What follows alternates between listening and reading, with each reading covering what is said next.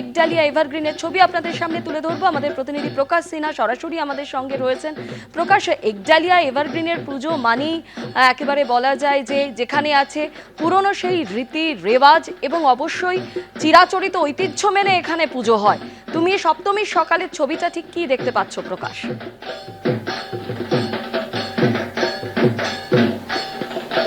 এক লাইনে বলা যায় সপ্তমীর সকালে দর্শনার্থীদের ভিড়। কিন্তু যে কথা তোমাকে বলবো, ছোটবেলায় আমি কিন্তু এই এলাকায় থাকতাম এবং ছোটবেলায় মায়ের যে প্রতিমা, যে রূপ একডালিয়া এভারগ্রিনে দেখতাম, আজকে কিন্তু একই রূপ, সাবেকি রূপ এবং এই প্রতিমাই কিন্তু আমরা দেখতে পাচ্ছি।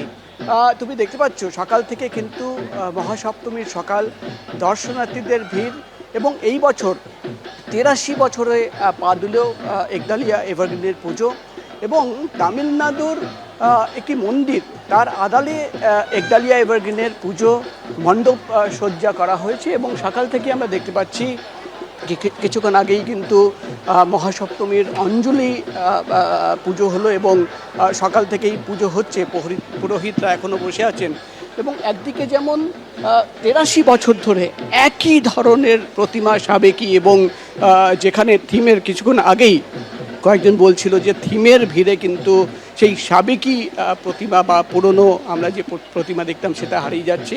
একডালিয়া এভারগ্রিনের এই মণ্ডপে এসে কিন্তু এক ধরনের বলা যায় নস্টালজিয়া, ছোটোবেলায় যে প্রতিমা দেখেছি আজকে ৮৩ বছর পরেও কিন্তু বহু বছর পর এই মণ্ডপে এসে কিন্তু একই ধরনের প্রতিমা দেখতে পাচ্ছি এবং অনেকেই সকাল থেকেই কিন্তু ভিড়। একদিকে যেমন পুজো হচ্ছে, অঞ্জলি হলো, অন্যদিকে কিন্তু এই মণ্ডপ অর্থাৎ তামিলনাড়ুর একটি মন্দিরের আড়ালে এই মণ্ডপ সজ্জা করা হয়েছে এবং সেটা দেখার জন্য কিন্তু প্রচুর মানুষের ভিড় সকাল থেকে কিন্তু এই মণ্ডপে এসে পৌঁছেছে। অনেকেই কিন্তু নিজের মোবাইল ফোনে প্রতিমার ছবি ক্যামেরাবন্দি করছেন, কেউ আবার সেলফি তুলছেন, আবার অনেকেই যারা কিন্তু সকালবেলা এই মণ্ডপে এসে পৌঁছেছেন সাধারণ মানুষ, তাদের আমরা দেখলাম তারা এসে কিন্তু অঞ্জলির পুজো করলেন। সব মিলে কিন্তু আমরা দেখতে পাচ্ছি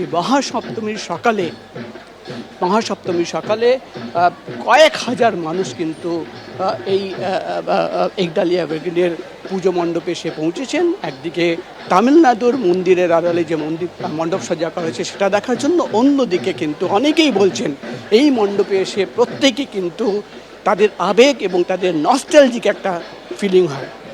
ধন্যবাদ প্রকাশ। এবার আপনাদের সামনে তুলে ধরবো চাচল রাজবাড়ির ছবি। প্রাচীন প্রথা মেনে সপ্তমীর দিন উষা লগ্নে এই রাজবাড়ি থেকে দেবী সিংহবাহিনী পৌঁছলেন পাহাড়পুরের চণ্ডী মন্দিরে। সেখানে ৪ দিন ধরে তিনি চণ্ডী রূপে পূজিত হবেন। রাজ ঐতিহ্য মেনে চাঁদির পাখা ও সোনার ঝাড়ু সহ অষ্টধাতু দিয়ে তৈরি চতুর্ভুজা দেবী মূর্তিকে শোভাযাত্রা সহকারে মন্দিরে নিয়ে যাওয়া হয়। স্বপ্নাদেশে চাচলের রাজা মহানন্দা নদী থেকে দেবীর চতুর্ভুজা মূর্তি পান। তারপর থেকেই ৩৫০ বছর আগে পুজো শুরু। দশমীতে মা ফিরবেন রাজবাড়িতে। দশমীর দিন সংখ্যালঘু সম্প্রদায়ের মানুষের দেখানো আলোয় বিসর্জন দেওয়া হয় মায়ের মৃন্ময়ী মূর্তিকে।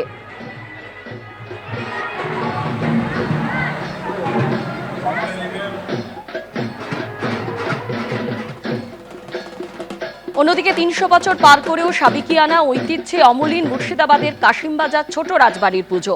৩ খিলানের নাট মন্দির, এখানে পুজো হয় পার্বতীর। একচালার সাবেক দেবী মূর্তি। প্রথা মেনে প্রতিপদের দিন ঘট ভরা হয়। সপ্তমীতে হলো মায়ের প্রাণ প্রতিষ্ঠা। এদিন সকালে নবপত্রিকা পুজো করা হয়।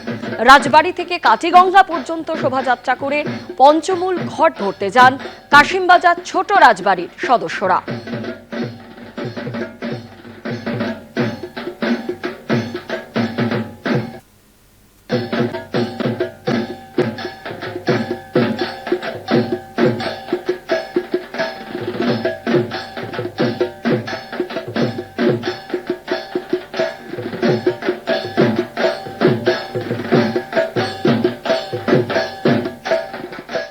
সাবেকি পুজোর পাশাপাশি আমাদের অবশ্যই নজর রাখতে হচ্ছে থিমের পুজোর দিকে, সর্বজনীন দুর্গোৎসবগুলির দিকে।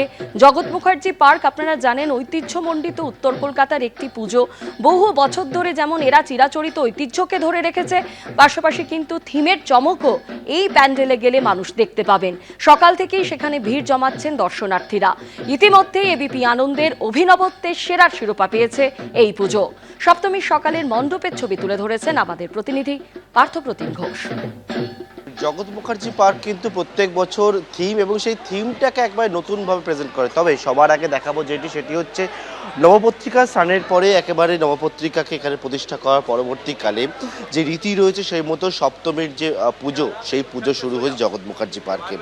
জগৎ মুখার্জি পার্কে এবারে 89তম বর্ষ এবং সেই 89তম বর্ষে তাদের ভাবনায় কিন্তু এবারে হচ্ছে এআই, অর্থাৎ মুদ্রার যেমন দুটি পিঠ থাকে এবং সেই মতোই এআই এর দুটি রূপ এখানে ফুটিয়ে তোলা হয়েছে।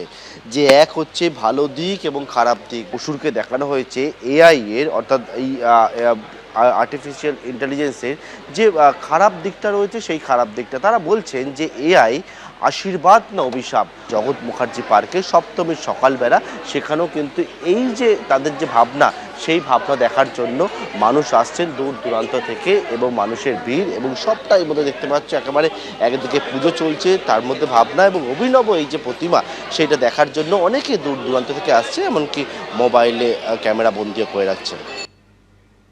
এবার জেলার সেরা কিছু পুজোর ঝলক দেখাবো।